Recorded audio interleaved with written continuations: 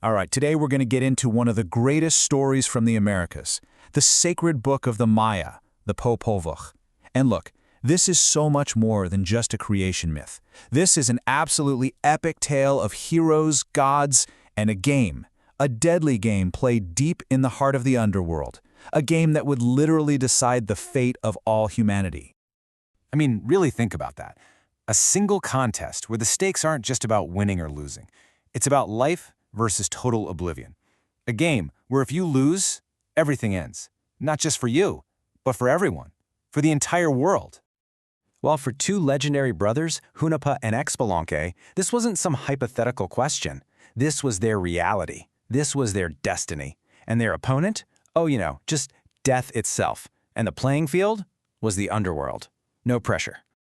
So, our story kicks off with a challenge. The hero twins, Hunahpu and Xbalanque, are up on the surface world, and they're playing their sacred ball game. But the sound of that ball, their shouts, it's all so loud that the noise just echoes down and down, right into the depths of the Mayan underworld, a place they call Xibalba. And well, the rulers down there, they are not happy about the noise. You have to get what Xibalba is. It's not just some place under the ground. Its name literally means the place of fear. And for good reason. It's a whole realm of terror and trials run by these evil gods who just love trickery and sacrifice. And it's into this absolute nightmare that the twins are summoned, just like their fathers were a generation before them. And right there, that's where this story gets its real weight.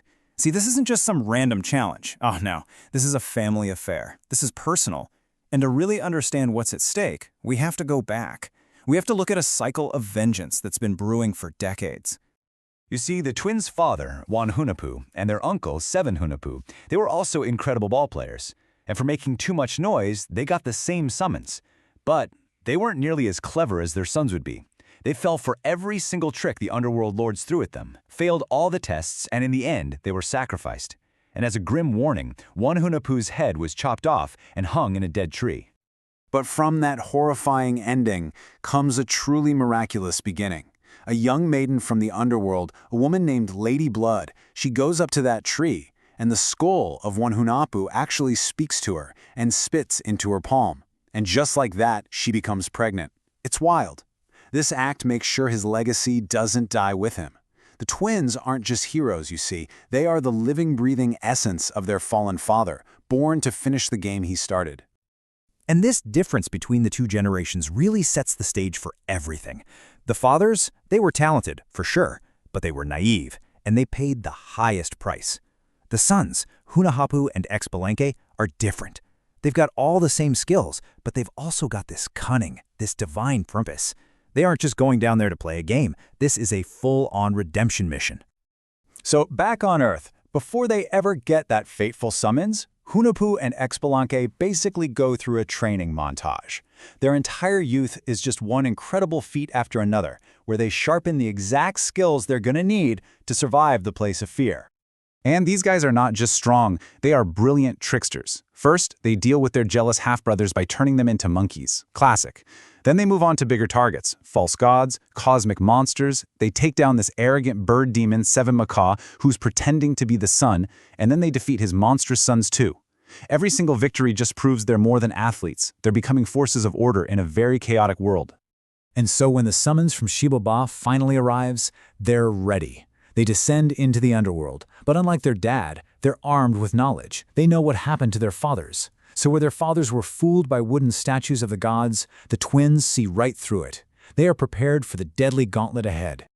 Man, the Lords of Death throw everything at them. In the House of Darkness, they're told to keep a torch and cigars lit all night or they'll be executed. So they use a macaw's bright red tail feather to look like a torch flame, and they put fireflies on the ends of their cigars. Genius! In the House of Knives, they just talk to the blades and tell them to stop moving.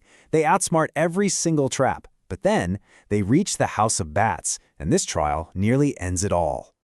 In just a split-second moment of carelessness, Hunahpu peeks out of the blowgun they're hiding in, and a death bat swoops by and snatches his head right off his shoulders. The Lords of Xibalba are thrilled. This is perfect. They finally have what they've always wanted, a hero's head to use as the ball for the final match.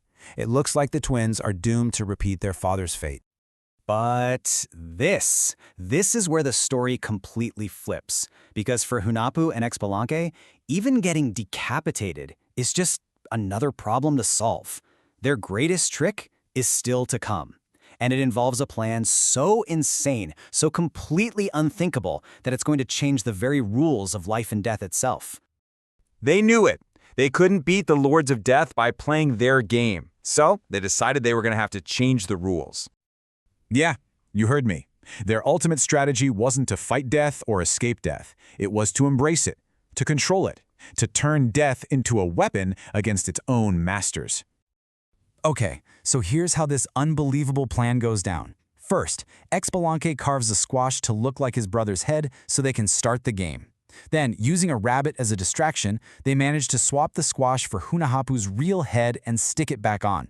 But they know they still can't just walk out of there, so they let themselves get caught. They allow the lords to burn them on a massive fire, grind their bones into dust, and dump them in a river. But 5 days later, they come back to life. So now they come back to Xibalba, but they're disguised as these wandering entertainers.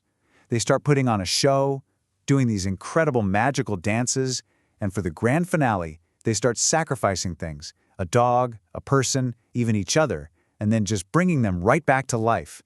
The Lords of Death are completely blown away. They've never seen anything like it, and they want that power for themselves. They start begging the twins, do it to us, sacrifice us, and bring us back. So, the twins, they agree. They sacrifice the two head honchos of the Underworld, 1 death and 7 death.